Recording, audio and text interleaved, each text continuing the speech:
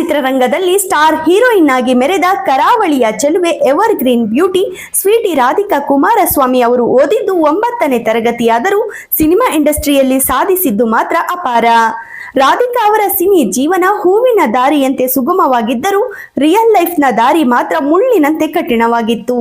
14ನೇ ವರ್ಷಕ್ಕೆ ಬಾಲ್ಯ ವಿವಾಹ, 16ನೇ ವಯಸ್ಸಿಗೆ ಗಂಡನನ್ನು ಕಳೆದುಕೊಂಡು 20ನೇ ವಯಸ್ಸಿಗೆ ಕರ್ನಾಟಕದ ಮಾಜಿ ಮುಖ್ಯಮಂತ್ರಿ ಕುಮಾರಸ್ವಾಮಿ ಅವರೊಂದಿಗೆ 2ನೇ ಮದುವೆಯಾಗಿ ಸಾಕಷ್ಟು ಟೀಕೆ, ನಿಂದನೆಗೆ ಗುರಿಯಾದ ರಾಧಿಕಾ ಅವರ ಸಿನಿಮಾ ಮತ್ತು ನಿಜ ಜೀವನದ ಬಗ್ಗೆ ಇಂಟ್ರೆಸ್ಟಿಂಗ್ ವಿಚಾರಗಳನ್ನ ಈ ವಿಡಿಯೋದಲ್ಲಿ ತಿಳಿಯೋಣ. ನಮಸ್ಕಾರ ಸ್ನೇಹಿತರೆ, ಜಾಗ್ವಾರ್ ರಾಕಿ ಚಾನೆಲ್ಗೆ ನಿಮಗೆ ಸ್ವಾಗತ. ಸ್ವೀಟಿ ರಾಧಿಕಾ ಎಂದೇ ಸಿನಿಮಾ ಇಂಡಸ್ಟ್ರಿಯಲ್ಲಿ ಹೆಸರು ಗಳಿಸಿರುವ ಈ ನಟಿ ಹುಟ್ಟಿದ್ದು ನವೆಂಬರ್ 12, 1986ರ ದಕ್ಷಿಣ ಕನ್ನಡ ಜಿಲ್ಲೆಯ ಮಂಗಳೂರಿನ ತುಳು ಮಾತನಾಡುವ ಕುಟುಂಬದಲ್ಲಿ. ಇವರ ತಂದೆ ದೇವರಾಜ್ ಮತ್ತು ತಾಯಿ ಸುರೇಖಾ. ದೇವರಾಜ್ ಮತ್ತು ಸುರೇಖಾ ದಂಪತಿಯ ಇಬ್ಬರು ಮಕ್ಕಳಲ್ಲಿ ರಾಧಿಕಾ 2ನೇಯವರು. ರಾಧಿಕಾಗೆ ರವಿರಾಜ್ ಎನ್ನುವ ಅಣ್ಣನಿದ್ದಾನೆ. ರಾಧಿಕಾ ಯಾವ ಮೇಕಪ್ ಇಲ್ಲದೆಯೇ ಮುದ್ದಾಗಿ ಕಾಣುವ ಚೆಲುವೆ. ಈ ನಟಿ ವಿದ್ಯಾಭ್ಯಾಸ ಕಲಿತಿದ್ದೆಲ್ಲ ಮಂಗಳೂರಿನ ಶಾಲೆಯಲ್ಲೇ. ರಾಧಿಕಾ ಅವರು ಓದಿದ್ದು 9ನೇ ಕ್ಲಾಸ್ ಮಾತ್ರ. ರಾಧಿಕಾಗೆ ಚಿಕ್ಕಂದಿನಿಂದಲೂ ಡ್ಯಾನ್ಸ್ ಮತ್ತು ನಟನೆಯ ಮೇಲೆ ಅಪಾರವಾದ ಕ್ರೇಜ್ ಇತ್ತಂತೆ. ರಾಧಿಕಾಗೆ ನಟನೆಗಿಂತಲೂ ಡ್ಯಾನ್ಸ್ ಮೇಲೆ ಅಪಾರವಾದ ಆಸಕ್ತಿ. ಇದರಿಂದ ಡ್ಯಾನ್ಸ್ ಮಾಡಲು ಯಾವುದೇ ಸ್ಟೇಜ್ ಸಿಕ್ಕರೂ ಅವಕಾಶ ಬಿಡದೆ ಡ್ಯಾನ್ಸ್ ಮಾಡುತ್ತಿದ್ದರಂತೆ. ಇನ್ನು ಬಿಡುವಿನ ಸಮಯದಲ್ಲಿ ಮನೆಯಲ್ಲಿ ಕನ್ನಡಿಯನ್ನೇ ನೋಡುತ್ತಾ ಡ್ಯಾನ್ಸ್ ಮತ್ತು ಆಕ್ಟಿಂಗ್ ಕಲಿಯುತ್ತಾ ಆಕೆಯೂ ಕೂಡ ಶ್ರೀದೇವಿ, ಮಾಲಾಶ್ರೀ, ಮಾಧುರಿ ದೀಕ್ಷಿತ್ ತರಹ ದೊಡ್ಡ ನಟಿಯಾಗಬೇಕೆಂದು ಬಯಸಿದ್ದರು. ಈ ಆಸೆಗೆ ಅವರ ತಾಯಿ ಸುರೇಖಾ ಮತ್ತು ತಂದೆ ದೇವರಾಜ್ ಇಬ್ಬರು ಫುಲ್ ಸಪೋರ್ಟ್ ಮಾಡುತ್ತಿದ್ದರಂತೆ. ಇವರನ್ನ ನೋಡಿದಂತಹ ರೂಪತಾರ ಮ್ಯಾಗಝಿನ್ ನ ಗಣಪತಿ ಅವರು ರಾಧಿಕಾಗೆ ನೀವ್ಯಾಕೆ ಸಿನಿಮಾದಲ್ಲಿ ನಟಿಸಬಾರದು, ನೋಡೋಕೆ ಎಷ್ಟು ಮುದ್ದಾಗಿದ್ದೀರಾ, ಒಂದು ಫೋಟೋ ಶೂಟ್ ಮಾಡಿಸಿ ಎಂದು ಸಲಹೆ ನೀಡುತ್ತಾರೆ. ಅವರ ಸಲಹೆಯಂತೆಯೇ ರಾಧಿಕಾ ಅವರು ಮಾಡರ್ನ್ ಡ್ರೆಸ್ ಗಳನ್ನ ತೊಟ್ಟು ಫೋಟೋ ಶೂಟ್ ಮಾಡಿಸುತ್ತಾರೆ. ಫೋಟೋ ಶೂಟ್ ಮಾಡಿಸಿ ಸಿನಿಮಾದ ಚಾನ್ಸ್ ಸಿಗುತ್ತದೆಯೇನೋ ಎಂದು ಕಾಯುತ್ತಾ ಶಾಲೆಗೆ ಹೋಗುತ್ತಿರುವಾಗಲೇ ರಾಧಿಕಾ ಅವರಿಗೆ ಕೇವಲ 14ನೇ ವರ್ಷಕ್ಕೆ ಅಂದರೆ 9ನೇ ತರಗತಿಯಲ್ಲಿರುವಾಗಲೇ ರತನ್ ಕುಮಾರ್ ಅವರೊಂದಿಗೆ ಮದುವೆಯಾಗುತ್ತದೆ. ನಟಿಯಾಗಬೇಕೆಂದು ಬಯಸಿದ್ದ ಆ ಹುಡುಗಿಗೆ ಎದುರಾಗಿದ್ದು ಮದುವೆ ಎಂಬ ಸವಾಲು. ಏನು ಅರಿಯದ ಆ ವಯಸ್ಸಿನಲ್ಲಿ ಕೇವಲ 14ನೇ ವಯಸ್ಸಿಗೆ ರಾಧಿಕಾ ನವೆಂಬರ್ 26, 2000ರಂದು ರತನ್ ಕುಮಾರ್ ಅವರೊಂದಿಗೆ ಕಟೀಲಿನ ಶ್ರೀ ದುರ್ಗಾ ಪರಮೇಶ್ವರಿ ದೇವಸ್ಥಾನದಲ್ಲಿ ಮದುವೆಯಾಗುತ್ತಾರೆ.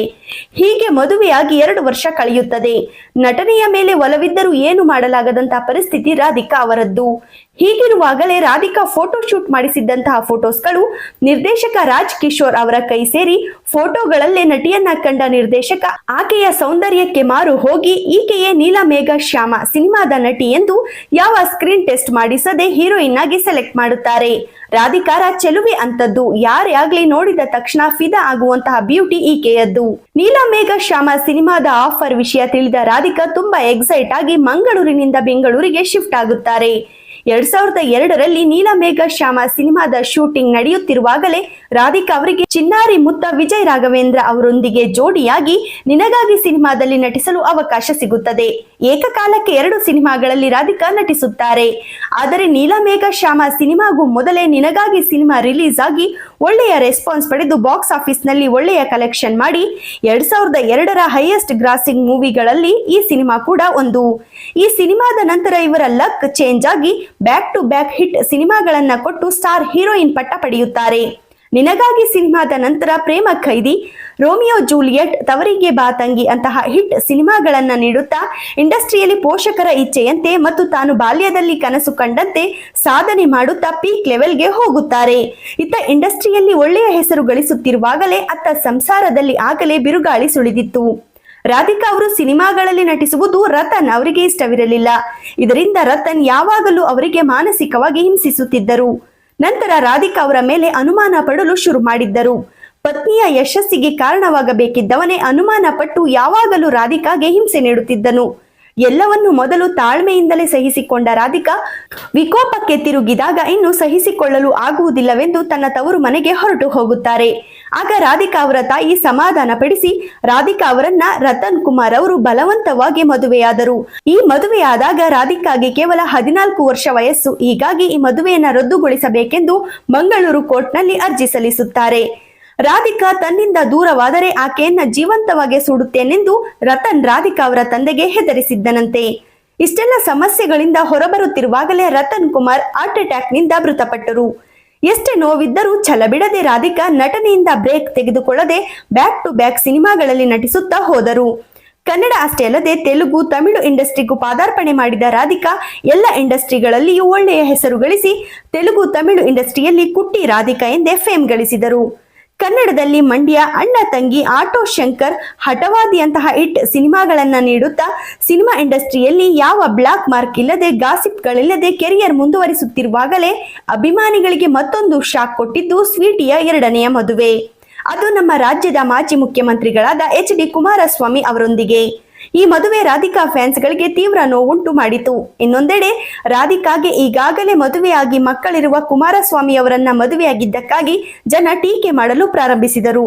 ಇದೆಲ್ಲವನ್ನು ಲೆಕ್ಕಿಸದೆ ರಾಧಿಕಾ ಮನದಲ್ಲಿ ಎಷ್ಟೇ ನೋವಿದ್ದರೂ ನಟನೆ ಮಾಡುತ್ತಾ ತನ್ನ ನೋವನ್ನ ಮರೆಯುತ್ತಿದ್ದರು. ಕೆಲ ದಿನಗಳ ಕಾಲ ಇವರ ಮತ್ತು ಕುಮಾರಸ್ವಾಮಿ ಅವರ ಮದುವೆ ಗುಟ್ಟಾಗಿಯೇ ಇತ್ತು. ಇವರ ಮದುವೆ ಬಹಿರಂಗವಾಗಿದ್ದು 2010ರಲ್ಲಿ.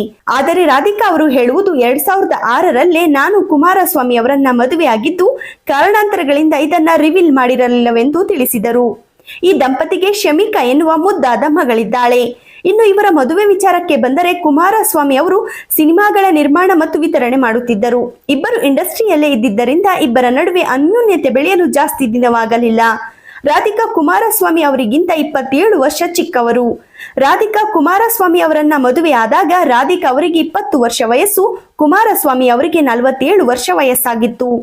ಇವರು ಮದುವೆಯಾದಾಗ ಕುಮಾರಸ್ವಾಮಿ ಅವರ ಮಗ ನಿಖಿಲ್ ಕುಮಾರಸ್ವಾಮಿ ಅವರಿಗೇನೆ 18 ವರ್ಷ ವಯಸ್ಸಾಗಿತ್ತು. ನಿಖಿಲ್ ಕುಮಾರಸ್ವಾಮಿ ಮತ್ತು ರಾಧಿಕಾ ಕುಮಾರಸ್ವಾಮಿ ಇವರಿಬ್ಬರಿಗೂ ಕೇವಲ 2 ವರ್ಷ ಮಾತ್ರ ಅಂತರ.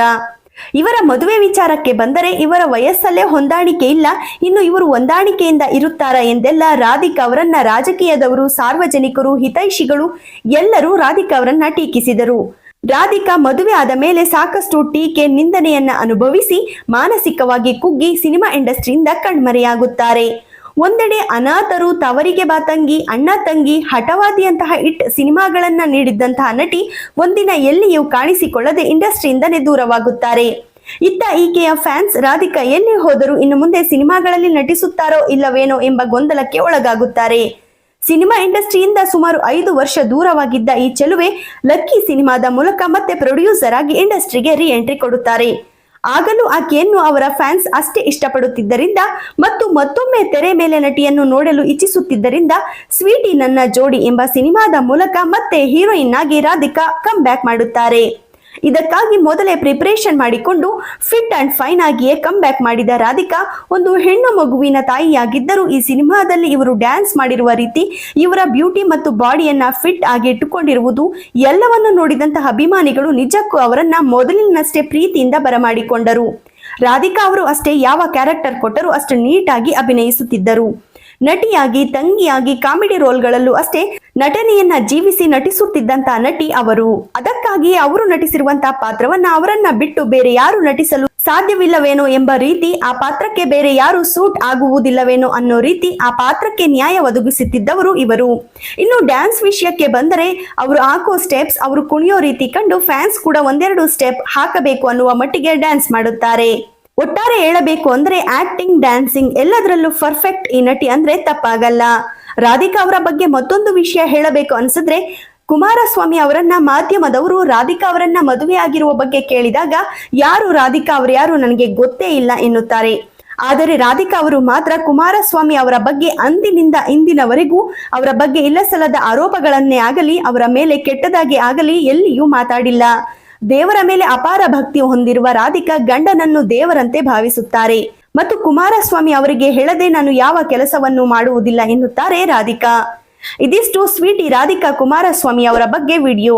ಈ ವಿಡಿಯೋ ನಿಮ್ಗೆ ಇಷ್ಟ ಆಗಿದ್ರೆ ಲೈಕ್ ಮಾಡಿ, ಕಮೆಂಟ್ ಮಾಡಿ, ಶೇರ್ ಮಾಡಿ. ತಪ್ಪದೆ ಜಾಗ್ವಾರ್ ರಾಕಿ ಚಾನೆಲ್ಗೆ ಸಬ್ಸ್ಕ್ರೈಬ್ ಆಗಿ. Thank you.